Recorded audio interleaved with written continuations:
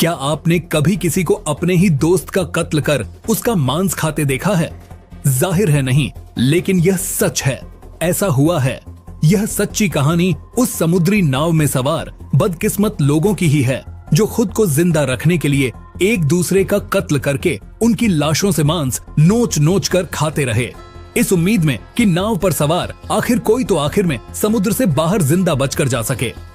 यह सच्ची घटना है 20 नवंबर 1820 की, यानी अब से करीब 203 साल पहले की, जब समुद्र में मौजूद एक जहाज के ऊपर कई लोग फंस गए। इनमें से कई लोग भूख प्यास से मर गए, बाकी लोग लाशों का मांस खाकर जिंदा रहे। यह वो डरावनी कहानी है जिसे हर कोई सुनना चाहता है।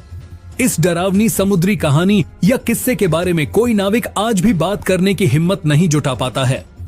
जो दुनिया भर के नाविक इसे आज भी एक समुद्री काली परंपरा कहते मानते आ रहे हैं।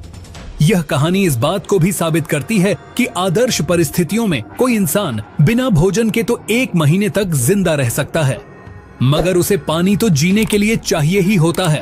हाँ, इस कहानी का दुखद पहलू यह है कि जिसमें समुद्री नाव में समुद्र के बीच मौजूद लोगों को जिंदा रहने के लिए पानी नहीं, अपनों को ही मारकर अपनों की लाशों का मांस नोचकर खाने तक को मजबूर हो जाना पड़ा था। मतलब नाव में सवार लोग थे तो बीचों बीच उस समुद्र में जहां पानी ही पानी था, मगर उन्हें जिंदा रहने के लिए समुद्र का पानी भी बेकार था। जब उन्हें अपनों को ही कत्ल करके अपनों की लाशों से मांस तक नोचकर खाने को विवश हो जाना पड़ा। यह सच्ची घटना है 20 नवंबर 1820 की, यानी अब से करीब 203 साल पहले की, जब समुद्र में मौजूद एक जहाज के ऊपर तामसिक शुक्राणु व्हेल ने हमला कर दिया।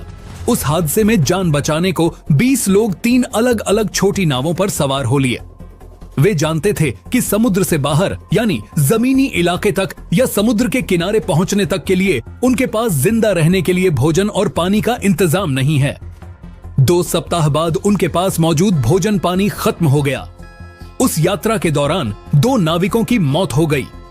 उनकी लाशों को समुद्र में फेंककर दफना दिया गया, मगर जब तीसरा साथी इसहाक मरा तो भूख प्यास से हताश और मरणासन्न हालत में पहुंच चुके उसके साथियों ने खुद की भूख मिटाकर जिंदा रहने के लालच में उसकी लाश को ही नोच नोच कर खाना शुरू कर दिया।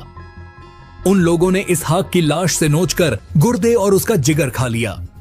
बाकी बची लाश का मांस खाने की भी कोशिश की ताकि किसी तरह से खुद की भूख मिटाकर वे सब जिंदा रह सकें। एक इसहाक की लाश मगर नावों पर बाकी बचे नाविकों की जिंदगी बचा पाने के लिए काफी नहीं थी। तब सबने आपस में एक दूसरे से सवाल किया कि अब बाकी साथियों को जिंदा रखने के लिए अगला कौन सा नाविक साथी खुद को मारेगा, ताकि उसकी लाश खाकर जिंदा बचे लोग जीवित रहकर किसी तरह से खुद को सुरक्षित समुद्र के बाहर ले जाकर समुद्र में गुजरी खौफनाक कहानी बयान कर सकें। इस सवाल के जवाब के लिए द एक्सेस की लॉगबुक के एक पन्ने को फाड़कर उसकी उतनी ही पर्चियां बनाई गईं जितने लोग नावों पर जिंदा बचे थे। उन टुकड़ों को टोपियों में अंदर रखा गया। उन पर्चियों में बदकिस्मत नाविक निकला 18 साल का ओवेन कॉफिन, जो द एक्सेस व्हेल मछली के हमले में तबाह हो चुके जहाज के कप्तान का चचेरा भाई। जहाज के कप्तान जॉर्ज पोलार्ड का चचेरा भाई था। जब मरने के लिए पोलार्ड मिल गया तो सवाल यह था कि उसे अब कत्ल कौन करेगा।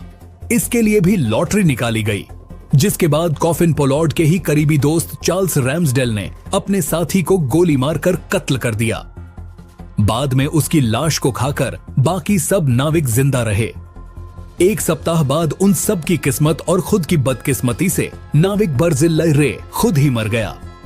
नावों पर जिंदा बचे लोगों ने बर्जिल्लाई रे की पहले तो लाश के गोश्त को नोच कर खाया, फिर उन्होंने जिंदगी बचाने के लिए जूझ रहे नाविकों ने काफी समय तक साथी रे की लाश की हड्डियों को कुतर कर अपना गुजारा किया। इन सब जानलेवा झंझावतों के बीच तारीख आ गई 5 अप्रैल 1821, वो तारीख कि तब तक उस जहाज के तबाह होने के बाद से नावों पर जिंदा बचे 8 में से 7 नाव सवार साथियों को एक दूसरे ने खुद को जिंदा रखने के लिए कत्ल करके खा लिया था। हाँ, 5 अप्रैल 1821 को अब नाव पर इकलौता नाविक जिंदा बचा था। डेली स्टार की रिपोर्ट के मुताबिक उसके बाद फिर कभी वैसी समुद्री दुर्घटना की कोई सच्ची और खौफनाक कहानी जल्दी सामने नहीं आई। हाँ, उस घटना के कुछ महीनों बाद 16 अक्टूबर 1821 को एक जहाज पर बिजली गिर गई।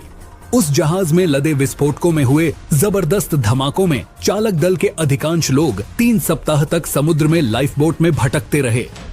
उनमें से भी कई की लाशों को कहते हैं कि उनके साथियों ने जिंदा रहने के लिए खा लिया था। कहते हैं कि 1881 के बाद से साल 1972 में एक ऐसी ही त्रासदीपूर्ण और घटना घटी थी उरुग्वेयन एयरफोर्स की फ्लाइट संख्या 571 में, जिसमें एंडीज पहाड़ों पर लोगों को उतरना पड़ा था। उन जिंदा बचे लोगों ने 71 दिन जंगलों में बिताए थे और तब भी उन लोगों के सामने अपनों को कत्ल करके उनकी लाशों का मांस खाकर खुद को जिंदा रखने के अलावा कोई दूसरा विकल्प नहीं बचा था। आशा है कि आपको ये कहानी पसंद आई होगी। चैनल पर नए हो तो चैनल को सब्सक्राइब करें और वीडियो को लाइक करना न भूलें ताकि आपको हमारी नई और रोमांचक कहानियों की सूचनाएं मिलती रहें।